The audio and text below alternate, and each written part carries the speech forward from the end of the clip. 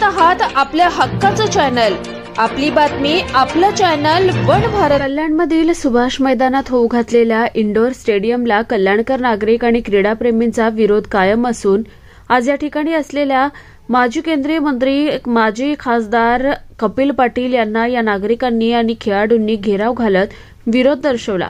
Subhash मैदानामधील 1 inch देखील जागा या इंडोर स्टेडियमसाठी घेऊ देणार नाही असा पवित्रा या नागरिकांनी घेतला. यावर या मैदानाला लागून असलेल्या नक्षत्र उद्यानात हे स्टेडियम उभारण्याचा आराखडा तयार करून हा आराखडा नागरिक आणि क्रीडाप्रेमींना दाखवूनच हे काम सुरू करण्याचं आश्वासन कपिल पाटील यांनी दिले.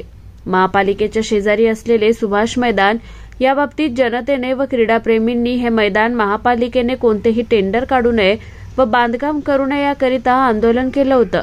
महापालिकेकडे याची मालकी नाही अशी माहिती सामाजिक कार्यकर्ते श्रीनिवास घाणेकर यांनी उघडकीस आणली असून ही जर माहिती खरी असेल तर महापालिकेने केंद्र शासनाची दिशाभूल करून निधी प्राप्त केल्याचा आरोप त्यांनी केलाय. सुभाष मैदान वाचवण्यासाठी शुक्रवारी सुभाष मैदान ते महापालिका मुख्यालयाचा मोर्चा आयोजित केलाय. त्यासही क्रीडाप्रेमी कल्याण डोंबिवलीच्या नागरिकांनी उपस्थित राहण्याचं आवाहन घाणेकर यांनी केलंय.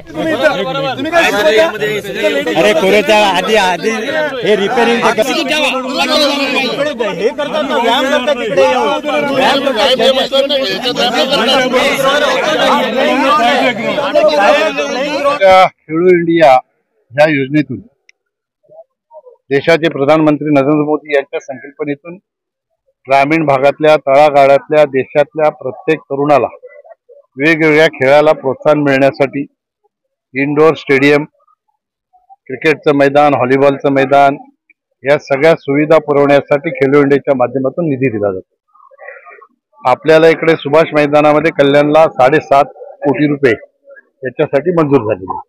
काल माझ्या निदर्शनास आलं की इथल्या स्थानिक लोकांचा ह्या इंडोर स्टेडियमला विरोध आहे. म्हणून का विरोध आहे ही बाब समजून घेण्यासाठी या ठिकाणी मी आलो. जनतेचा विरोध असेल तर निश्चितपणाने महापालिका, इथली जनता, लोकप्रतिनिधी सगळे बसून त्याच्यातनं काय मार्ग काढता येतो त्या बाबतीत विचार विनिमय करून मार्ग काढला जाईल. कुठल्याही प्रकारे इथं खेळणाऱ्या खेळाडूंचा किंवा इथल्या जनतेचा अनादर होईल अशा प्रकारचा जबरदस्तीचा निर्णय ह्या इंडोर स्टेडियमच्या बाबतीत होणार नाही. इथं आता सूचना आल्या. ज्या ठिकाणी महापालिकेने डीपीआर बनवताना इंडोर स्टेडियम त्याचा अलाइनमेंट केलेली आहे, ती अलाइनमेंट शिफ्ट करून त्याच्या पाठीमागे जे गार्डन आहे त्या गार्डन मध्ये न्यावं अशा प्रकारची सूचना आहे. ती सूचना मान्य केली. आता नवीन रिवाइज डीपीआर करताना त्याच्यामध्ये ते बसते की नाही हे महापालिकेचे इंजिनियर बघणार.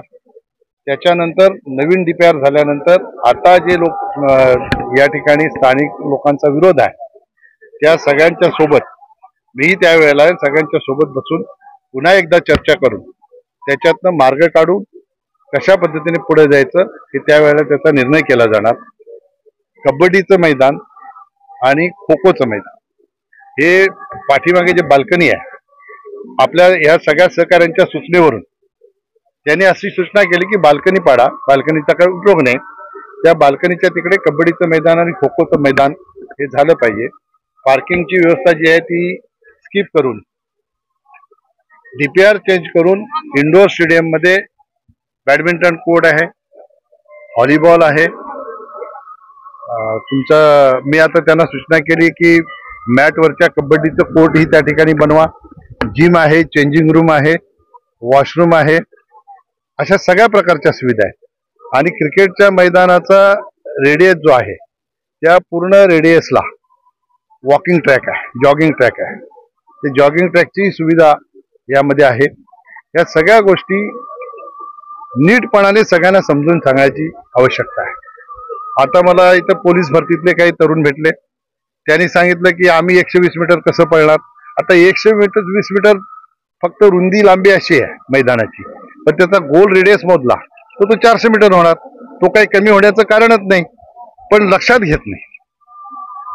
थोडस समजण्यामध्ये काहीतरी फेर होतो, चूक होते. ते सगळ्यांची समज निश्चितपणाने योग्य पद्धतीने करून महापालिकेने बनवलेला नवीन डीपीआर आल्यानंतर पुन्हा एकदा याच्यावर चर्चा करून सुभाष मैदानामध्ये ही सगळी खेळाची डेव्हलपमेंट आहे ती झाली पाहिजे. क्रिकेट बरोबर सगळ्याच खेळांची प्रगती झाली पाहिजे.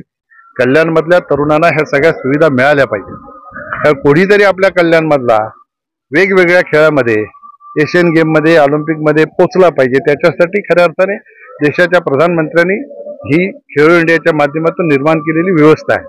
आणि जेव्हापासून खेलो इंडिया आलं आपल्या सगळ्यांना माहीत आहे की ऑलिम्पिकमध्ये सुद्धा आपल्याला आता 7 मेडल मिळायला लागले. पहिले आपल्याला मेडलसाठी फार प्रतीक्षा करायला लागायची. आता 7 मेडल आपल्या देशातले तरुण मुलं ही आणायला लागले. देशासाठी निश्चितपणाने अभिमानाची गोष्ट आहे. येणाऱ्या काळामध्ये कल्याणचा एखादा मुलगा आपला जर ऑलिम्पिकमध्ये गेला तर आश्चर्य वाटण्याचं काही कारण नाही.